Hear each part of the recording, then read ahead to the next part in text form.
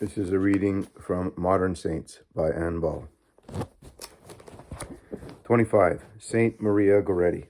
Maria Teresa Goretti, 1890 to 1902. Italy. Died at the age of 11. To many, the story of Maria Goretti is already familiar as the story of a young girl who refused to acquiesce in a grave sin against chastity. Few realize that before the final dramatic refusal, Maria had also resisted blandishments and threats.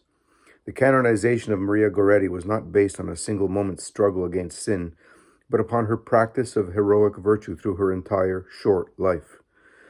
To die rather than to sin was a far more natural choice for Maria than was the alternative, to sin in order to avoid death.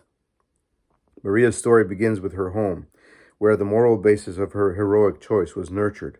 Her mother, Assunta, was an orphan who had never learned to read or write. Maria's father finished his military duty, returned to his hometown of Corinaldo, married Assunta, and began to farm for a living. This couple had little to sustain them other than their love for God, Our Lady, and each other. Although Assunta had never been to school for any formal lessons, she learned from the church about the love of God and transmitted this great love by words and actions to her family. Luigi, her husband, also had a deep love and devotion to God. Rather than feel bitter about their poverty and way of life, this valiant couple accepted all as God's will and greeted the birth of each of their children as a great gift from God. The lesson of love was imparted to each child. After the death of their first son as an infant, Luigi and Assunta had another boy, and on October 16, 1890, a girl was born. In Thanksgiving, the child was named Maria, after Our Lady, and Teresa, after the great saint of Carmel. She was baptized the day after her birth. This was not because of any near danger of death, but simply because Maria's mother had such a great hatred of original sin that she wished to lose no time in freeing her child from it at the first possible moment. Maria and her brother were also confirmed in Corinaldo according to the custom of the time. The family grew to 4 children, and the poverty that had never been absent became much more acute. In Corinaldo, the family had a small house and a plot of land. Although Luigi managed the land well, it simply was not large enough to raise an adequate supply of food. The family had few possessions, and the small image of Our Lady was considered their greatest treasure. The children had no toys, so an apple or rock often took the place of the ball another child might have played with. Maria never had a single doll. Because of their poverty, the children never attended school. But in spite of this type of life, the entire family was happy, until the food shortage became so critical that something had to be done. Luigi and Assunta loved their small home in this beautiful part of Italy. To better their fortune, however, they decided to become tenant farmers in a different part of the country. They realized that the needs of the children might be better met by this move. As Luigi explained it, we must not think of ourselves, but they, the children, are gifts from the good God, and we must show our gratitude by taking care of them. And what of Maria? At the age of 6, her father credited her mother with having taught her to be obedient, to pray well, and to love God and His Blessed Mother. Like other 6-year-old children, she played, running through the grass and picking flowers, laughing and smiling. Her mother tells us that even by this age, Maria seemed to have an understanding beyond her years.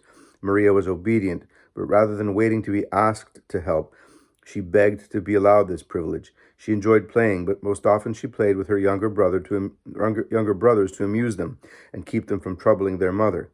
Cheerfulness is the one thing that all who knew her mentioned when giving testimony for her beatification. When Maria was 8, the family moved to the Pontine Marshes. Although much of this land has now been reclaimed through reforms, in Maria's day, it was one of the grimmest parts of Italy. Because of the swamps, disease was rampant, especially those diseases carried by mosquitoes. Even the air there was said to be unhealthful. Maria's father, along with his partner, Signor Serenelli, and Signor Serenelli's 16-year-old son, Alessandro, became tenant farmers to Conte Mazzoleni. At Ferriere di Conca, the Gorettis and the Serenellis moved into housing above an old dairy barn. Previously, when the Gorettis had discussed the move to this area, the worst part of the Pontine Marshes, Luigi had expressed concern as to what effect the atmosphere would have on the children. Assunta had predicted that Maria would be their joy wherever she was. True to their prediction, Maria remained a happy, helpful child. Because of her exceptional goodness, Marietta, as she was called, was loved by all who knew her. She was a pretty child with long, light chestnut hair. Although she was always clean and neat, vanity had no part in her personality. Many of Maria's friends and playmates wore roses in their hair for decorations in the absence of jewelry or lace. The first landowner for whom Luigi worked in the Pontine Marshes was on a tour of inspection and noticed this young girl who wore no flower in her hair. He asked his foreman to introduce her, and after a few remarks, Maria was sent back to her play with the other children. The foreman told him, "Everyone loves Marietta. She is as good as she is lovely, and has the intelligence of a grown girl." The landowner realized that Maria's beauty needed no roses to enhance it. By the time Maria was 9, she was sent to do the family marketing. She always took time to be friendly, but did her errands and returned home where she was needed as soon as possible. Even in these brief contacts in town, the tradespeople recognized something special about this child sent to do a woman's chore. They often gave her small gifts, for which Maria thanked them warmly. One day in the grocery store, Maria had completed her small purchases. The grocer, Giovanni, said, "Here, little one, I have a nice red apple for you." Enthusiastically, Maria thanked him and slipped the apple into her bag of groceries. In surprise, the grocer asked her what she intended to do with it. Maria cheerfully replied that she would give it to her brother Alessandrino, as he was particularly fond of apples. Hearing this, the grocer then gave her a sugar cookie. Again, Maria thanked him warmly, but made no move to eat the cookie. The grocer asked, "Marietta, what are you going to do with that cookie?" Almost apologetically, Maria explained that she would take the cookie home to her little sister Ercilia. She thanked the grocer for being so good to her family and turned to go. The grocer, however, was determined to do something for Maria, so he told her that he would be very hurt if she did not accept a little gift from him. He handed her another cookie and said that this one must be for Maria herself. Not wishing to displease him, Maria ate the cookie there and thanked the grocer again. Because of Maria's outstanding qualities, kindness, cheerfulness, obedience, friendliness, many of the people in the area began to notice and comment on her. Maria was totally unaware of these comments, but her mother heard them. She would answer by saying she is only doing her duty, although from time to time she felt that Maria was truly a special child. Long after Maria's death, her mother was to state that she could never remember Maria voluntarily displeasing or disobeying her. Financially, the Goretti family did not seem to prosper, even working in partnership with the Serenellis. Luigi, tired and run down from overwork, fell a victim to the familiar multiple diseases of the marsh: typhus, malaria, meningitis, and pneumonia. During the 10 days preceding his death, Assunta stayed by his bedside. 10-year-old Maria did all the cooking, ran the errands, and kept the children quiet. Constantly, too, Maria prayed. She often wore her rosary around her wrist so that it would be at hand in the odd moments she could find for its use. Before his death in May of 1900, Luigi begged Assunta to take the children and return to Corinaldo. Luigi's death forced Assunta to take upon herself the man's job of laborer in the fields. She felt it would not be possible to move, so the family continued to live in the Pontine Marshes. Maria assumed the position of mother, doing the household chores necessary for the Goretti family and also for the Serenellis. Maria was not a good cook, but when rebuked for this fault, she simply begged pardon for not being able to cook as well as her mother. Unfortunately, the family seemed to descend into even deeper poverty, largely due to the stinginess of Signor Serenelli. At one point, he locked up the cupboard to keep the children from using any food other than that which he allotted for meals. Assunta had to resort to going to the landlord in order to straighten out this problem, a move which served as one or more count against her in the eyes of Serenelli. One of the duties that Maria assumed at this time was that of teaching the children as she herself had been taught. She taught them their prayers and told them stories, although she had no formal education. Maria would come home from the church and repeat practically word for word the Bible stories she had learned there. Testimony from people who knew the family at this time contains many references to the fact that after her father's death, Maria accepted all her responsibilities and carried them out not only efficiently, but with joy and cheerfulness. She never appeared tired. When Maria played now, it was never to amuse herself, but only to please the younger children. A friend who had brought a pot of soup as a gift for the family noted that Maria served all the others first and kept very little for herself. When questioned about this, Maria gave the excuse that her mother and older brother had to do heavy work and needed the nourishment, and the younger children were only babies and deserved the treat. In addition, Maria often comforted and cheered her mother, counseling total dependence on God and His Blessed Mother to provide and protect. The death of her father called forth reserves of strength from Maria. Besides the loss of her father, the only other sadness which Maria mentioned was the long wait to receive First Communion. In Assunta's great respect for this sacrament, she told Maria that because of her inability to read and because the family had no money for the proper clothes, she was afraid that Maria would have to wait. Maria's reply was, "You'll see, Mama. God will provide." Maria herself thought of a person who would teach her Christian doctrine, and she promised to discharge all her household duties before walking into Conca to these lessons. Throughout the spring of 1902, the 11-year-old Maria seemed to grow spiritually as she prepared to receive her Lord. This love of God was translated into an even greater willingness to do her daily tasks lovingly for those around her. In May, the local priest examined Maria and found her well prepared for the sacrament. A white dress, lace, and pearls were not possible for Maria. Instead, on the morning of May 29, 1902, she arose and dressed in the gifts which the poor of the neighborhood had provided, gifts which the donors felt it a privilege to bring. Assunta had provided the dress, a wine-colored dress with tiny white dots. One friend had brought a pair of new shoes, another a veil, a third a candle. Another friend had woven a wreath of real flowers.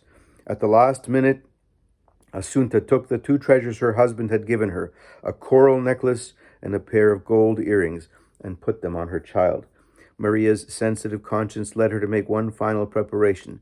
She went around the house and begged pardon of her family members and the Serenellis for any wrong she might have done them.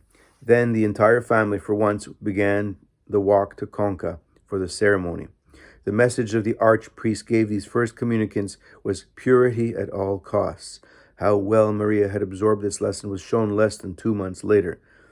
During the month of June, Maria received communion 4 more times.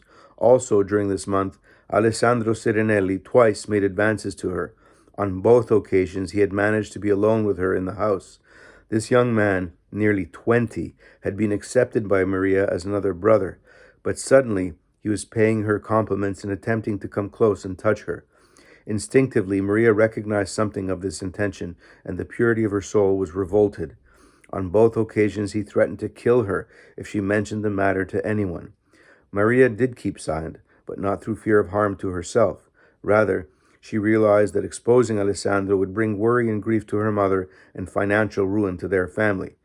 During this month, she attempted to keep as far away from Alessandro as possible and to be in the company of her mother whenever she had to be in his presence. She hoped by this to avoid any further occasions for confrontations. And what of Alessandro, this brutal murderer and would-be rapist? Psychologists would be interested to know that he was brought up by a stern and harsh father after the early death of his mother. During part of his teenage years, he had lived alone, doing work on the docks, and had been exposed to all sorts of vices. He had some education, although his family had lived most of the time in the same poverty as that of the Gorettis. Alessandro was quiet and fairly shy, and Assunta later testified that he usually kept the door to his room closed at all times. In his room, he read all sorts of violent newspapers. Some biographers mentioned that he read a great deal of pornography, although in the strict sense, this material was more sensational than sexually oriented, with news reports of brutality and murders. At any rate, it was unhealthy reading material. On the other hand, from the time he and his father began living with the Goretti family, Alessandro exhibited many traits of goodness. He attended Mass and often joined in the saying of the family rosary with the Gorettis. He was a hard worker in the fields, and from time to time actually defended one or the other of the Gorettis against the verbal abuses of his father. By his own testimony, Alessandro first noticed how beautiful Maria was while praying the family rosary. He also noticed that when praying, this girl really prayed, and did not simply mouth the words. On Saturday morning, July the 5th, 1902, the Gorettis and the Serenellis were working in the field about 130 yards away from the house. After the noon meal, Signor Serenelli fell asleep under the stairs, and the others returned to the field. Maria sat on the landing with her mending, watching over her sleeping baby sister. The other Goretti children were riding in the noisy threshing wagons with their mother.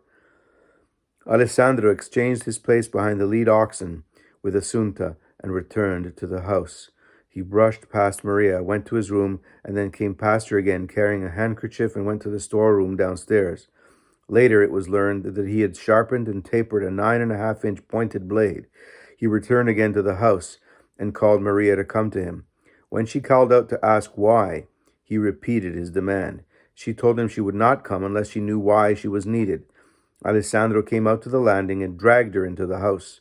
Any cry she made was drowned out by the steady hum of the thresher going round and round in the blazing sun. According to Alessandro, Maria's words were, "No, no, no, what are you doing? Do not touch me. It is a sin. You will go to hell."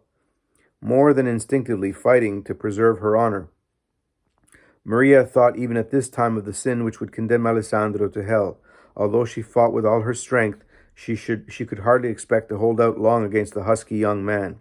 He pushed a gagging handkerchief into her mouth, but confronted with a will stronger than his own, he could not touch her.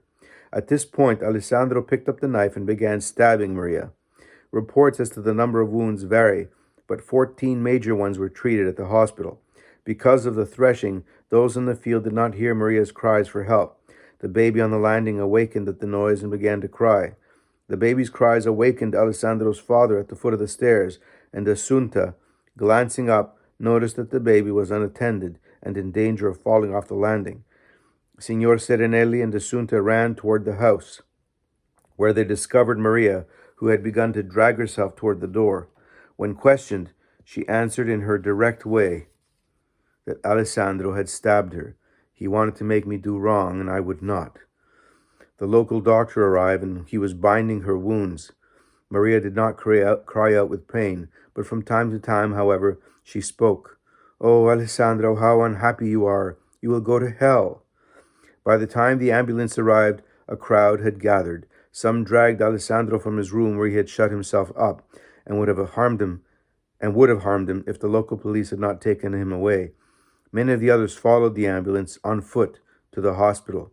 During the trip to the hospital and the 20 hours of agony she spent before her death, Maria was conscious much of the time. She did not complain and rarely even moaned with pain.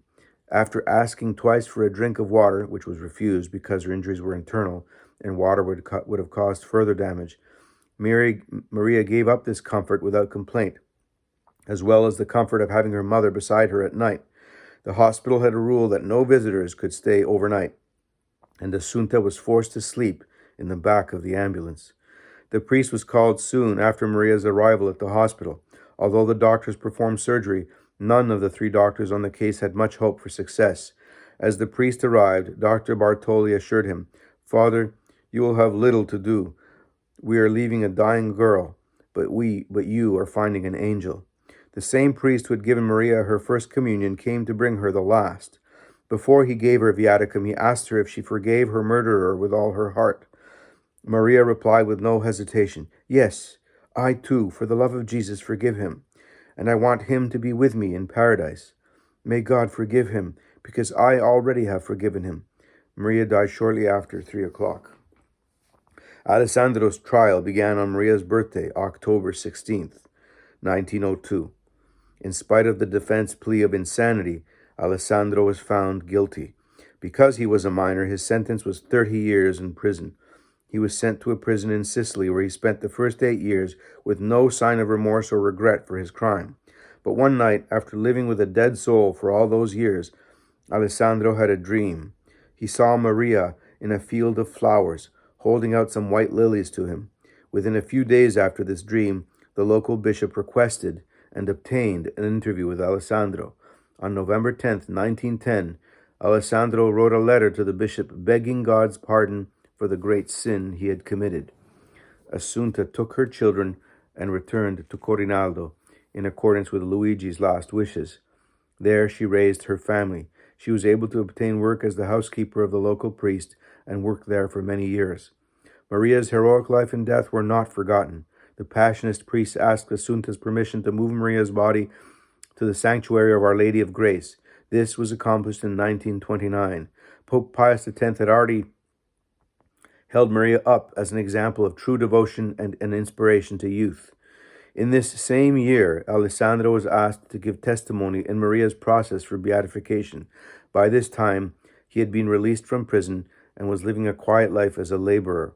Alessandro willingly gave his testimony, taking total blame, repeating that Maria's thoughts had been for his soul, even at the moment of the attack, and relating the dream which had led to his conversion. On Christmas Eve, 1937, Alessandro went to visit Assunta at the rectory to hear from her own lips the assurance of forgiveness. As he tearfully begged her pardon, she replied that she could hardly refuse when Maria had been so willing to extend this forgiveness. Assunta and Alessandro attended midnight mass together at Maria's shrine. In 1947, Pope Pius XII beatified Maria because her death had been that of a martyr. No miracles were required for beatification.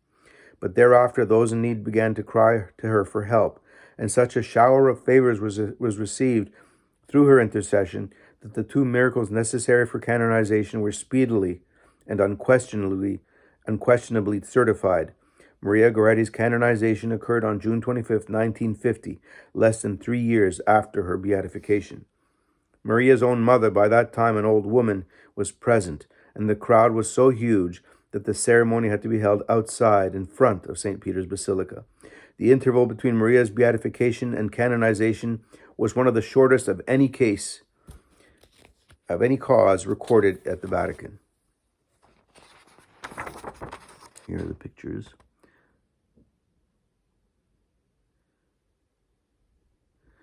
The caption reads, upper left, is this the face of St. Maria Goretti as a small child? There is some evidence that the child on the left of this photograph is Maria. It is presumed that she is standing with her mother Assunta and her younger sister. This would be the only photograph of Maria Goretti in existence. Upper right, St. Maria Goretti died from 14 stab wounds at the age of 11, rather than commit a sin. She died after forgiving and praying for the 19-year-old murderer and would-be rapist. This representative painting of Maria Goretti was made in 1929. Lower, Alessandro Serenelli, Maria's murderer at age 71, along with Maria's mother. Alessandro repented 8 years after Maria's death, after having a dream in which he saw Maria in a field of flowers, holding out some white lilies to him.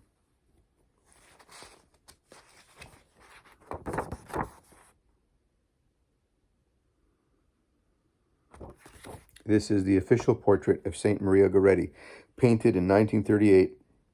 It was approved by her mother and the postulator of her cause as a close likeness.